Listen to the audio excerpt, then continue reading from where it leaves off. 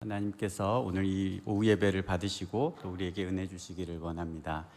옆에 분들과 이렇게 인사하도록 하겠습니다. 오전 예배 때 혹시 기억하시나요? 네. 기억이 안 나십니까? 네. 당신이 따뜻해서 봄이 왔습니다. 이렇게 인사했었는데 별로 안 좋아하시는 것 같은데 그래도 한번 해보도록 하겠습니다.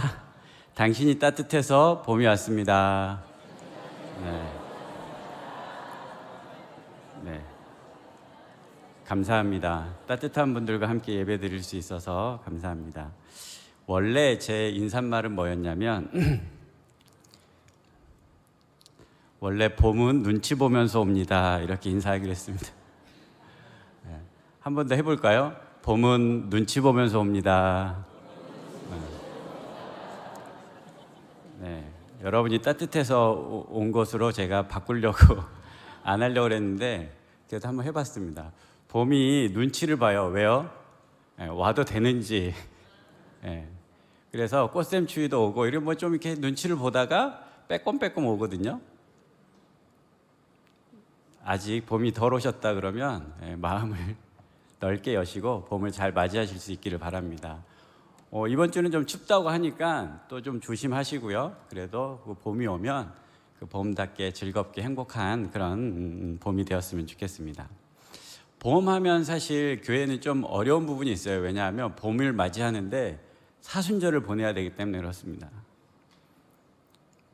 동감하시잖아요. 그 봄이 와서 뭔가 이렇게 좀 설레고 기쁜데 뭐를 자꾸 생각하라 그래요?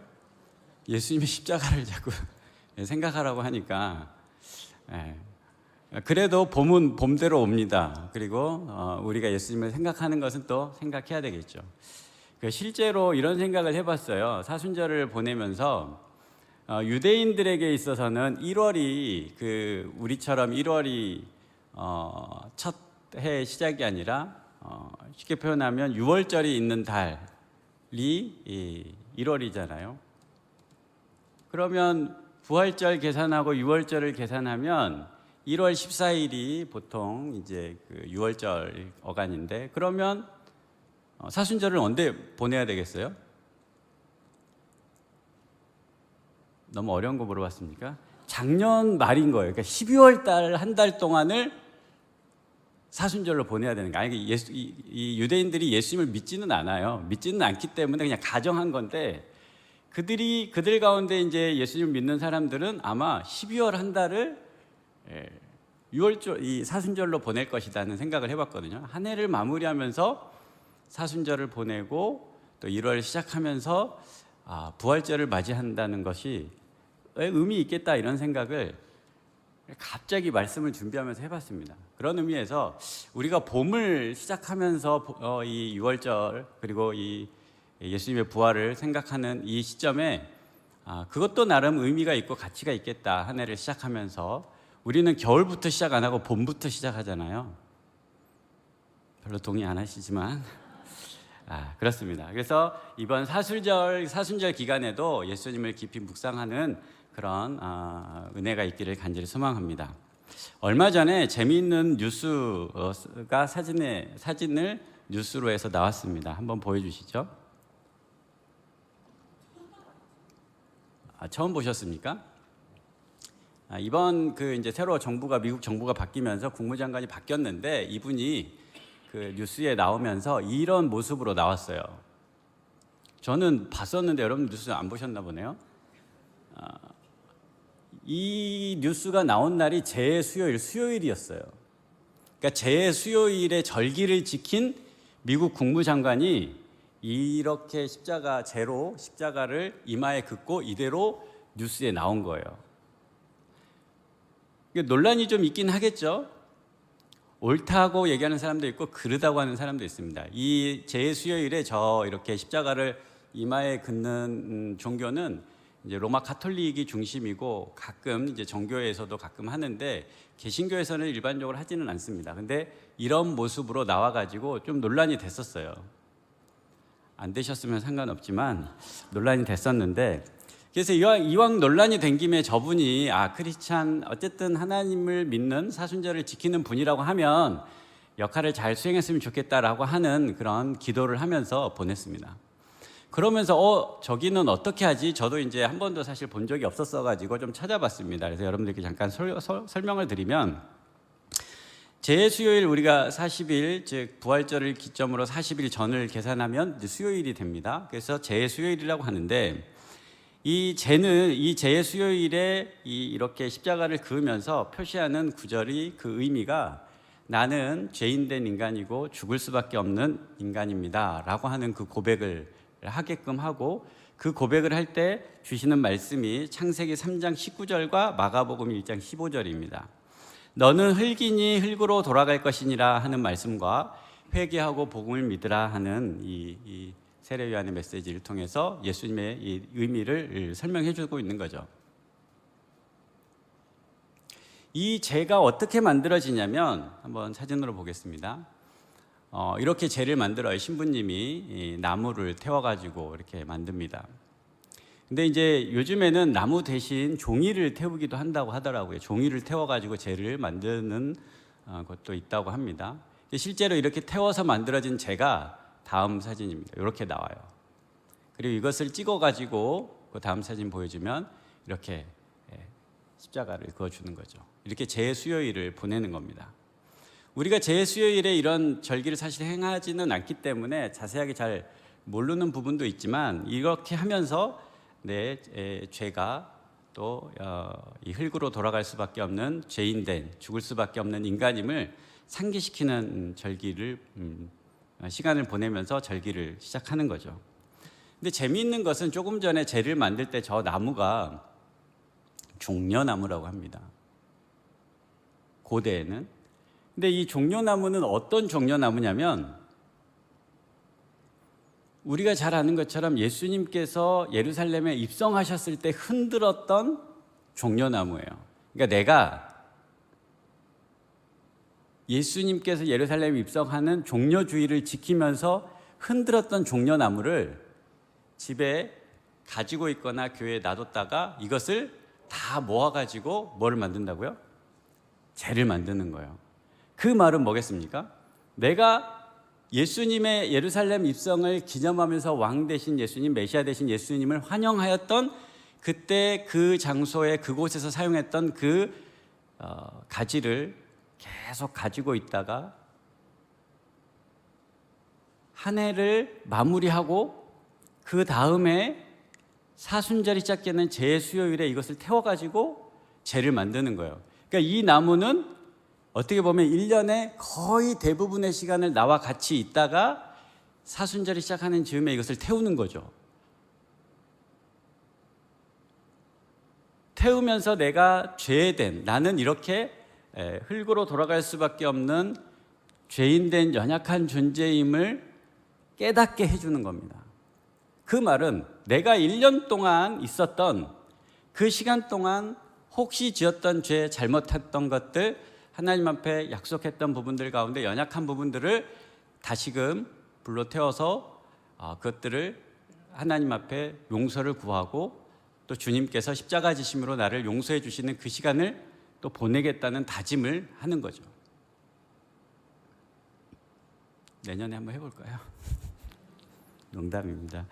근데 그만큼 우리가 사순절을 보내면서 이런 마음의 자세를 가지는 것이 참 중요하겠다는 생각을 해보면서 오늘 말씀을 준비했습니다. 오늘 말씀은 누가복음 9장에 나와 있는 내용인데요.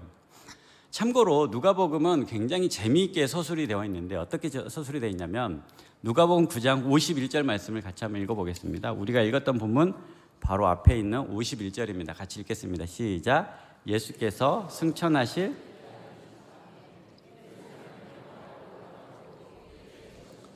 아멘. 이게 누가복음 9장 51절인데 정확하게 성경 누가복음을 이렇게 구분할 수는 없지만, 누가복음은 이 9장부터 시작해서 19장까지 19장에 예루살렘 입성을 합니다. 그러니까 실제로 분량이 10장 정도가 돼요. 언제부터? 예수님께서 예루살렘에 십자가 지시기 위해서 올라가는 날부터 쭉 성경이 기록되어 있는데, 예루살렘 입성까지 약 10장 정도의 분량이 있는 거예요. 근데 마태복음은 실제로 이 부분을 18장에서 시작해가지고 21장이 예루살렘 성에 입성을 해요. 그리고 마가복음은 9장에서 출발해서 11장이 예루살렘 입성합니다. 그러니까 예루살렘 입성하기 위하여 갈릴리에서 출발해가지고 간 시간이 마태복음과 마가복음은 상대적으로 굉장히 짧습니다. 한 3장 정도. 근데 누가복음은 9장부터 19장까지 길게 나열을 하고 있어요.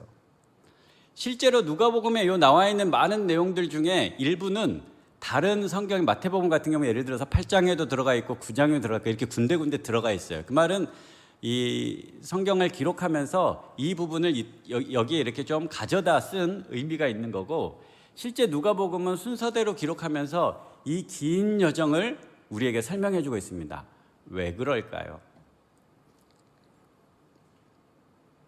누가는 실제로 그 성경의 큰 틀에서 예루살렘 입성과 예수님의 십자가 지시고 부활하신 장면을 빼면 총 19장인데 그 중에 절반을 예수님 공생의 전반기하고 후반기로 나누는데, 실제로 예루살렘 성으로 가는 그 길은 그 기간은 오래되진 않습니다. 약 6개월이 좀 안 돼요.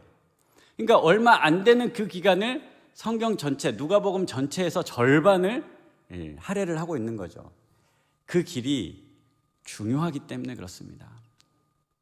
그게 예수님께서 우리를 위하여 십자가 지러 가신 그 길이었다고 우리에게 설명해 주고 있고, 긴 호흡을 따라서 우리에게 표현해 주고 있는 겁니다.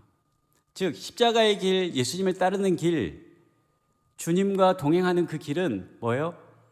길어요. 우리의 인생이 그렇습니다. 예수님을 믿기로 한 그 시점부터 십자가 지시는 예수님을 따라가면서 일평생을 살아가잖아요. 그래서 그렇게 그 길을 걸어가는데 어떻게 걸어가야 하나?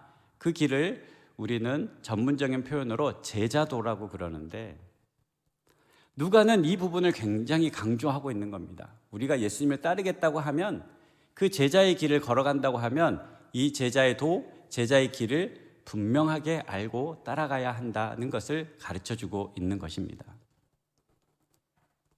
오늘 예수님을 믿기로 다짐하고 예수님을 따르기로 작정한 우리 모두가 이 주님의 길을 따라서 잘 끝까지 믿음의 경주를 승리할 수 있기를 간절히 소망합니다. 혹시 원하지 않으시면 오늘 그만두시기를 추천드립니다. 농담이고요. 잘 생각하면서 그 길을 따라갈 수 있었으면 좋겠습니다. 그 길에 혹시 의심이 들거나 낙심이 되면 옆에 계신 성도님들이 꼭 손을 붙잡고 같이 걸어갈 수 있도록 격려해 주시고 축복해 주시는 우리 모두가 될 수 있기를 간절히 소망합니다. 오늘 본문은 이렇게 시작합니다. 57절, 58절 말씀 같이 읽어보겠습니다. 시작.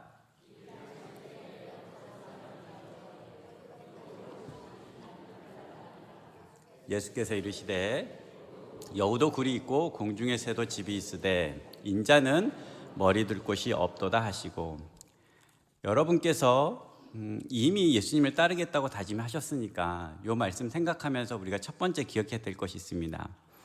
첫 번째 기억해야 될 것은 예수님을 따르기로 한 예수님의 제자는 주님이 가신 곳을 따라가야 하고 주님이 계신 곳에 있어야 하는 사람입니다.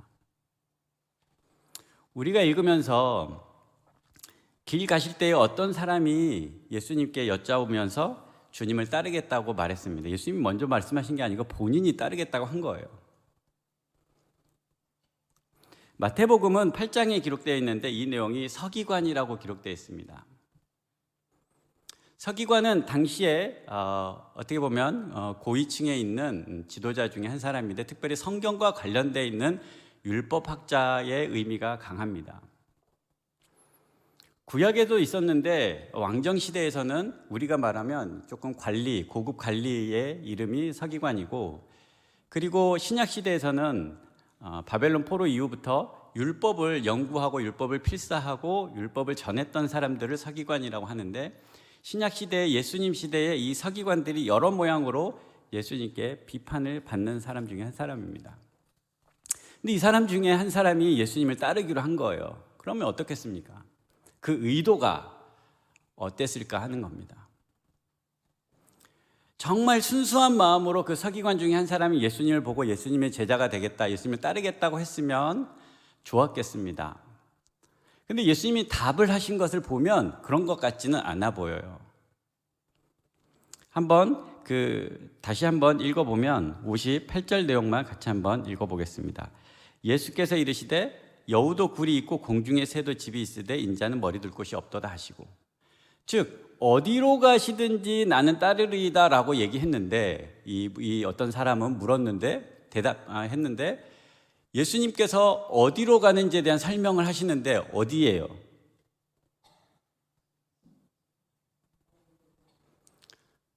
장소의 개념이라고 하긴 좀 애매하지만 결국 어디가 없어요.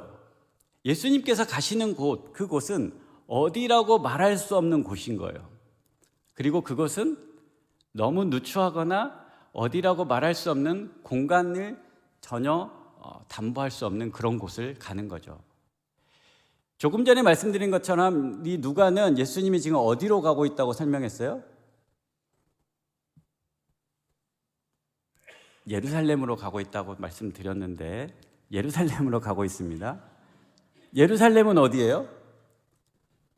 우리가 흔히 말하면 이스라엘의 수도잖아요. 그리고 정치, 종교, 문화 모든 것의 중심지죠. 예수님께서 예루살렘으로 가고 있습니다. 이 서기관이 예수님을 따라가면 어디로 갈 거라고 생각했을 수도 있다고 생각되세요? 답을 가르쳐 드렸었는데 예루살렘이라고 갈 것이라고 생각을 한 거예요. 그랬을 것 같아요. 근데 예수님은 그곳이 예루살렘이라고 설명하지 않고 머리 둘 곳 하나 없는 그런 곳이라고 가르쳐주고 있고, 그곳으로 따라야 한다고, 그곳으로 갈 수 있느냐고 오히려 묻고 있는 겁니다. 신앙의 연수는 각각 다르겠지만 언젠가 우리 모두는 어디로 가든지 예수님을 따르겠습니다 라고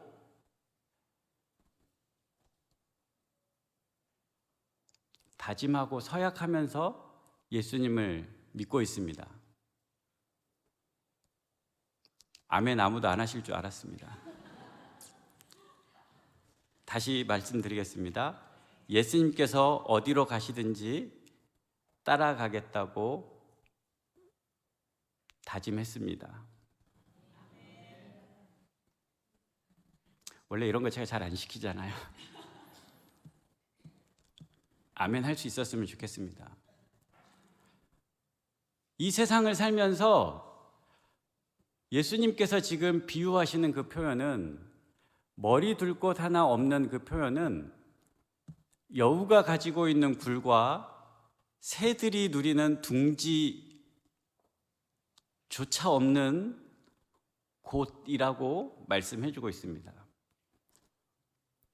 제가 조금 전에 여러분들에게 눈치 보면서 강요를 시켜가지고 아멘이라고 했다면 다시 한번 생각해 보시기 바랍니다. 내가 몇 평대에 어느 이름이 너무 길어가지고 다 알 수도 없는 수많은 아파트 이름들 속에 그 집을 구하기 위해서 아둥바둥 살아가는 세상에 살고 있습니다.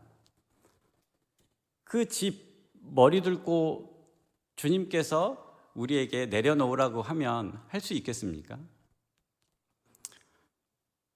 그래서 하지 말라고, 아멘이라고 하지 말라고 하는 이야기가 아니라 주님께서 가시는 길을 따르겠다고 우리가 말을 하고 주님 믿겠다고 고백했다면 그런 용기가 있었으면 좋겠다는 것입니다.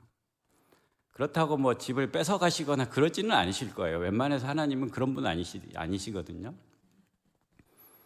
그런데 주님을 믿는다는 것을, 주님을 따른다는 것은 주님이 조금 전에 말씀드린 것처럼 가시는 곳에 따라갈 수 있는 사람이 되어야 하고, 주님이 있는 그 자리에 내가 있을 수 있는 사람이 되어야 하는 것입니다.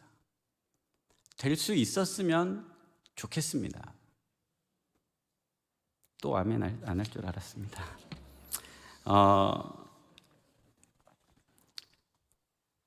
누가복음 9장 23절에 이렇게 기록되어 있습니다. 또 무리에게 이르시되 아무든지 나를 따라오려거든 자기를 부인하고 날마다 제 십자가를 지고 나를 따를 것이니라. 아멘. 이 자리에는 오늘 이 사람은, 이 서기관은 예수님을 따른다고 성급하게 말을 하지는 않았을 겁니다. 아마 잘못된 생각을 가지고 예수님을 따르겠다고 한 것으로 보입니다. 그것은 예수님의 십자가는 절대 보지 못하고 그 영광만 보기 위하여 따르겠다고 한 것처럼 보입니다. 때로는 우리가 이 세상을 살면서 우리가 지고 있는 이 십자가가 너무 무겁다고 말할 수 있고, 또 삶의 여정이 힘들고 버겁다고 원망하고 불평할 수 있겠습니다마는, 오늘 이 주님의 말씀 앞에 겸손히 다시 한번 내가 주님을 잘 따르고 있는지 물으면서 나아갈 수 있었으면 좋겠습니다. 이 사순절을 보내면서 이 어떤 서기관, 이 어떤 한 사람처럼 예수님을 그때 철없이 따르겠다고 해가지고 지금 욕보고 있다 생각하지 마시고, 주님께서 그것이 나에게 주신 십자가라고 한다면 잘 지고 갈 수 있고, 또 그 십자가의 길을 주님께서 우리와 함께 하고 계시며, 또 그곳이 주님이 계신 곳이라면 또 마땅히 기쁨으로 갈 수 있는 우리 모두가 될 수 있으면 좋겠습니다. 즉, 이 말은 뒤에 두 명의 이야기도 같은 것이지만 예수님을 따를 자신이 없거든 절대 따라오면 안 된다라고 주시는 이야기가 아닙니다. 주님을 따른다고 한다면 어떻게 따라야 하고 왜 따라야 하며 무엇을 향해 따라가야 되는지 우리에게 분명하게 가르쳐주고 있는 이야기입니다. 그리고 그것을 잘 알고 따라가면 그 모든 발걸음과 여정 가운데 주님께서 반드시 동행해 주시고 힘 주실 것입니다. 그런 은혜를 누리는 우리 모두가 될 수 있기를 간절히 소망합니다. 두 번째, 예수님의 제자는 하나님 나라의 일에 최우선을 두어야 합니다. 59절 60절 말씀 같이 읽어보겠습니다. 59절 60절 시작.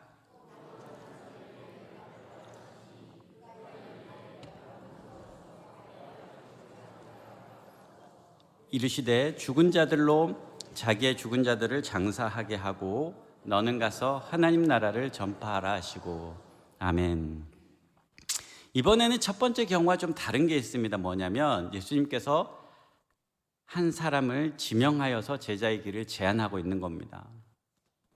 처음에 봤던 서기관은 본인이 따르겠다고 했는데 잘못된 생각을 가지고 따르겠다고 말했던 사람이라면, 오늘 이 두 번째 사람은 예수님께서 친히 가서 이 제자의 길을 나를 따르라고 이야기합니다.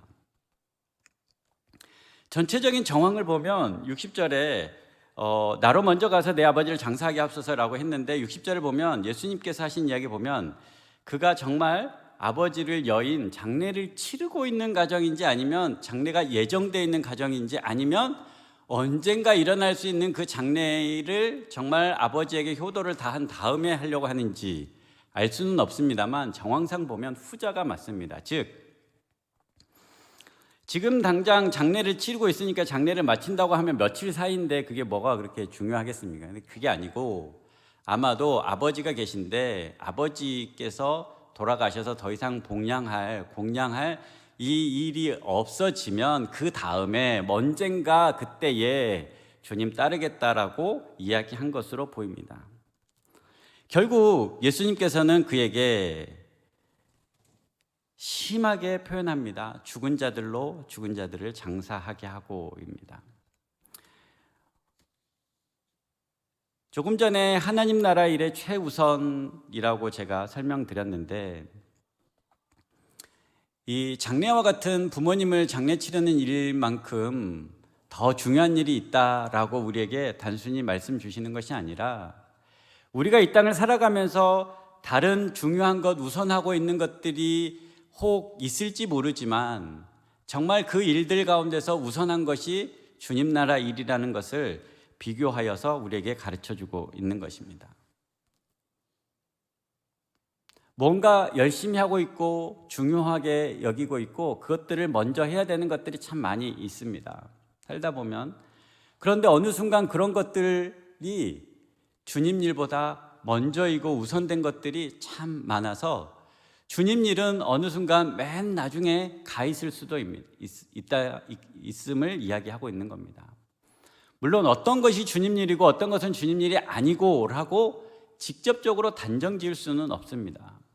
그것들을 대하는 태도와 가치, 그것을 통해서 이루고자 하는 하나님께서 기뻐하시는 일들에 따라서 어떠한 일도 주님의 일이 될 수 있고 어떠한 일도 주님의 일이 아닐 수 있기 때문에 그렇습니다.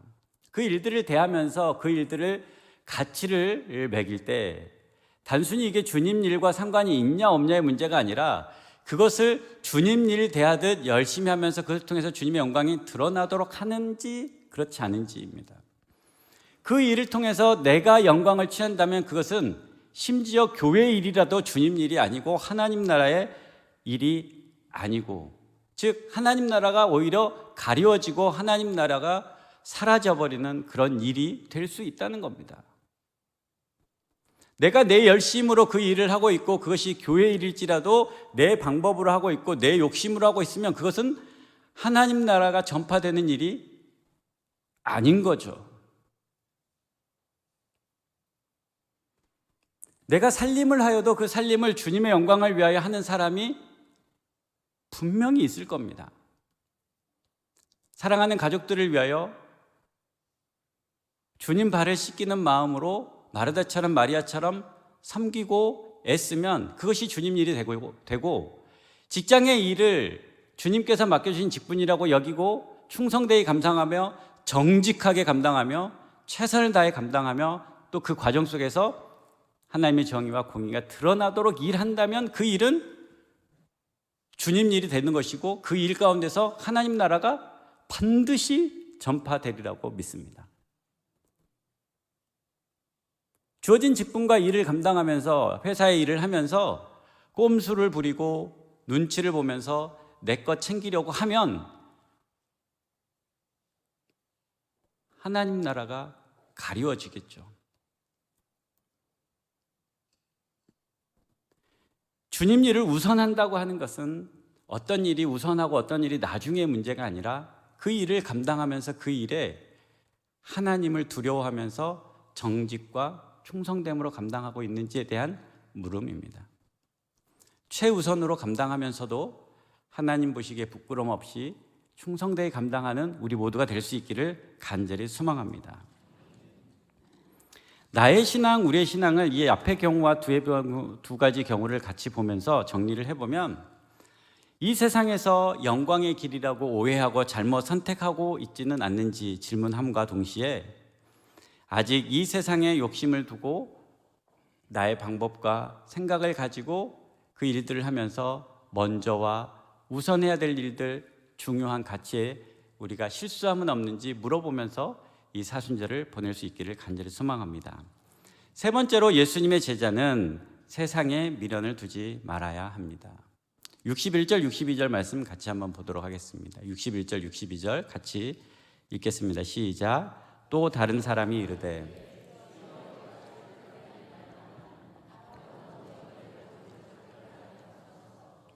예수께서 이르시되 손에 쟁기를 잡고 뒤를 돌아보는 자는 하나님 나라에 합당하지 아니하리라 하시니라.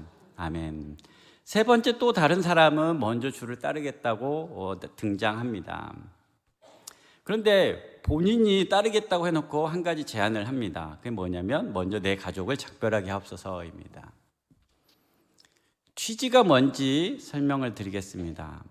이 장면을 보면 엘리사가 엘리야를 쫓기 전에 했던 말과 비슷합니다. 열왕기상 19장 20절에서 21절 한번 같이 읽어보도록 하겠습니다. 시작.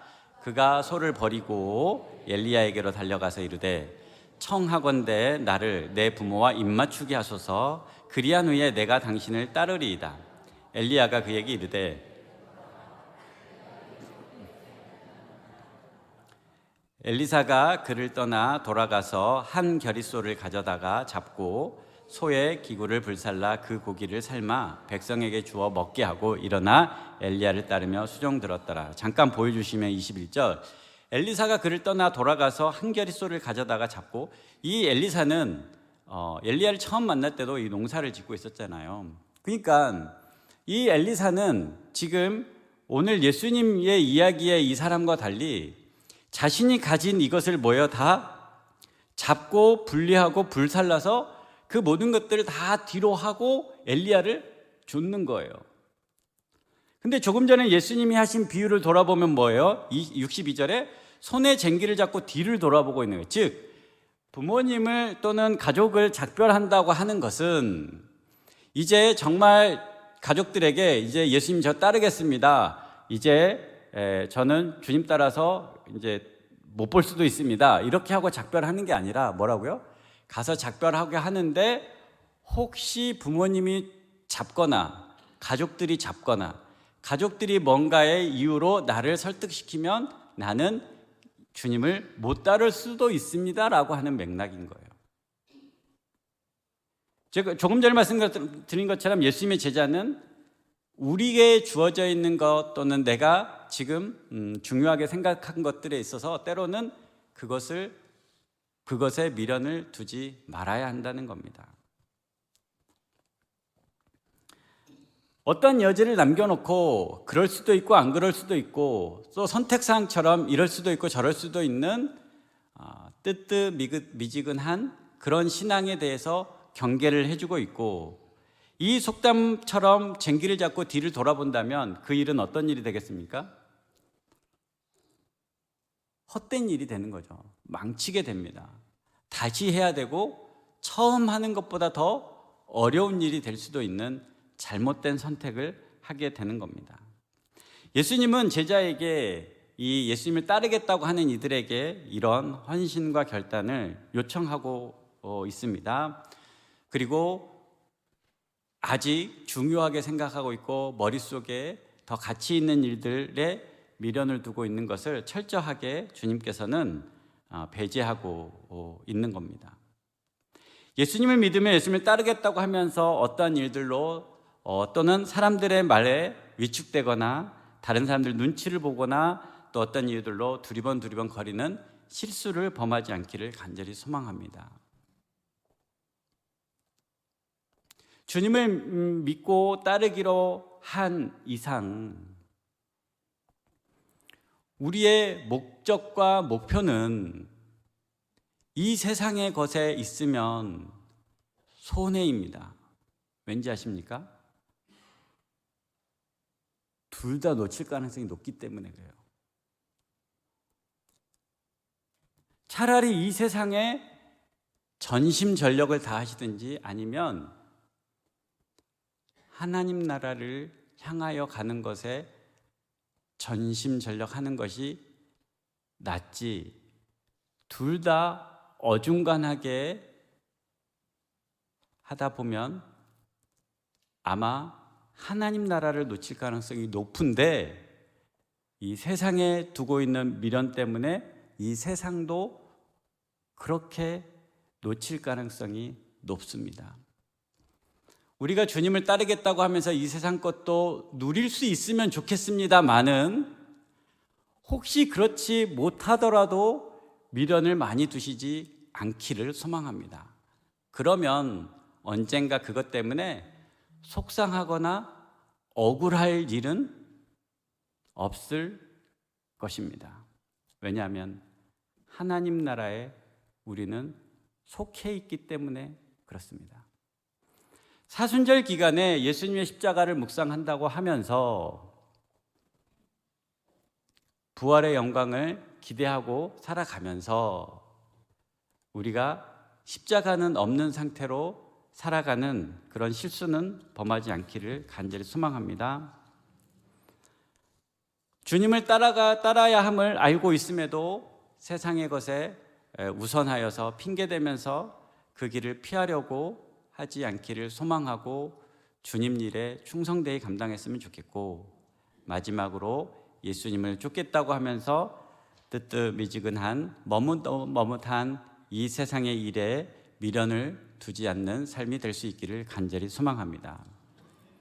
우리가 지금 눈앞에 죄는 없습니다만 흙으로 돌아갑니다.